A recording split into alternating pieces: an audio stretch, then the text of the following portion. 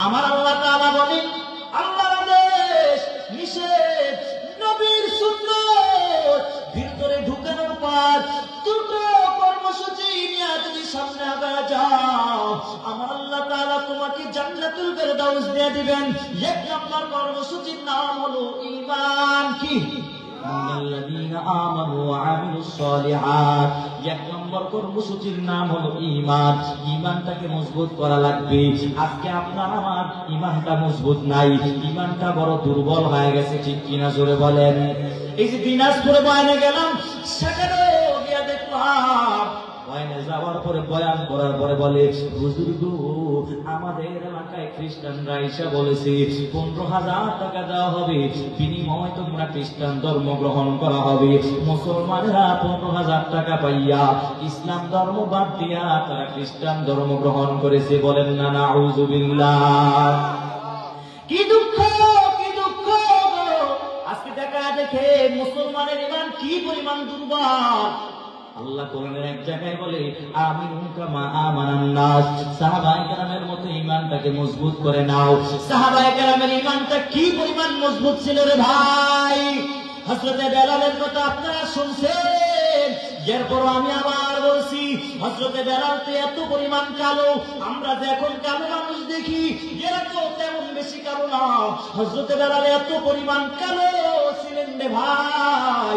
আমরা যারা কালো মানুষ, অন্তত পক্ষে তাদের হাতের তালুটা অন্তত পক্ষে সাদা থাকেনি, কিন্তু হযরত বেলাল এত পরিমাণ কালো ছিল রে ভাই, হাতের তালুটাও পর্যন্ত কালো ছিল।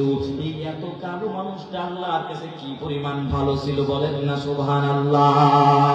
হযরত বেলাল যখন ইসলাম ধর্ম গ্রহণ করেছেন, ইসলাম ধর্ম গ্রহণ করার পর বেলাল রাদিয়াল্লাহু তাআলা আনহু গরীব মানুষ, টাকা নয় পয়সা নয়, কেমনে খাবে, টাকা নয় পয়সা নেই, জন্য উমাইয়া বিন খালফের গোলাম হয়ে গেল। উমাইয়া বিন খালফের গোলাম হওয়ার পর, এবার গোলাম হওয়ার পর সে কাজ করে কিন্তু আল্লাহর জিকির বাদ দেয় না।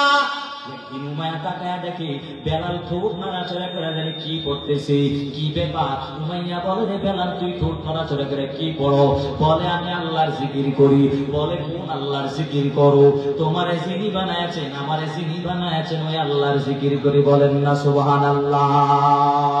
উমাইয়া বলে, রে বেলাল, উমাইয়া বলে, বেলাল, আল্লাহর জিকির যদি বন্ধ না করো, আমি তোমারে এমন কঠিন শাস্তি দিব।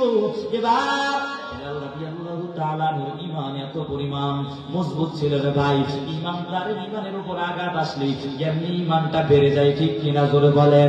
বেলালকে যখন বলেছি আর আল্লাহর জিকির করবা না, এখন বেলাল এতক্ষণ যাবত আস্তে আস্তে পড়তো আহাদ, আস্তে আস্তে পড়তো আহাদ আহাদ, এখন বেলাল জোরে জোরে পড়ে আহাদ আহাদ, জোরে জোরে আল্লাহর জিকির করতেছে।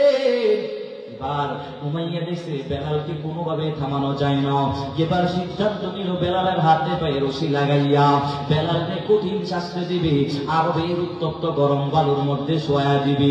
আরবের উত্তপ্ত এত বড় গরম বালুর মধ্যে হযরত বেলালকে শোয়া দিবেন। সিদ্ধান্ত নিল হাতে পায়ে রশি লাগাচ্ছি। এবার একটা রশি ছোট ছোট বাচ্চাদের হাতের মধ্যে অর্পণ করে দিয়া বলে, তোরা টানতে থাক। বেলালকে উলঙ্গন করায়া আরবের উত্তপ্ত গরম বালুর মধ্যে শোয়া, আর একটা দড়ি রশির মাথা ছোট ছোট বাচ্চাদের হাতের মধ্যে অর্পণ করে দিয়া বলে, তোরা টানতে থাক, তোরা টানতে থাক।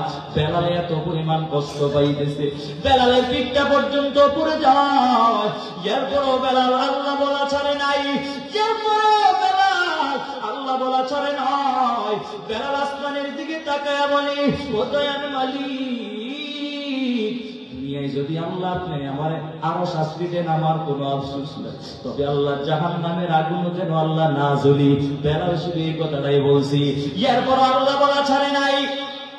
অথচ তুমি আমি কি পরিমাণ দুর্বল হয়ে গেলাম, ঈমানটা কি পরিমাণ দুর্বল হয়ে গেছি। আজকে তোমার আব্বার বিরুদ্ধে কথা বললে, তুমি আমার বিরুদ্ধে লাঠির অ্যাকশন নিবা। তোমার মায়ের বিরুদ্ধে কথা বললি, তুমি আমার অ্যাকশনে নেমে যাইবা। কিন্তু যেই নবী আপনার আমার জন্য ওই হাসরের ময়দানে উম্মতি উম্মতি বলে কাঁদবে, যে নবী আমার জন্য এত পরিমাণ কাটলো, অথচ আপনার আমার সামনে নবীকে নিয়ে আজকে ব্যঙ্গ করা হয়, নবীর সুন্নতকে নিয়ে টিটকারিমূলক কথা বলা হয়, নবীর সুন্নতকে কত ধরনের ব্যঙ্গ করা হয়। নবীর নাকি দাড়ি ছিল ছাগলের দাড়ির মতো, কত জনে কত ধরনের বাজে বাজে কথা বলে। সমাজে এমন লোক আছে না নাই? এজন্য রে ভাই, আল্লাহর নবীর বিরুদ্ধে যদি কেউ কথা বলি, তুমি যদি প্রকৃতপক্ষে ঈমানদার হও, অন্ততপক্ষে তোমার শরীরে এক ফোঁটা রক্ত থাকা অবস্থায় তুমি কোশ্চিনকালও বরদাস্ত করতে পারো না, ঠিক কিনা জোরে বলে।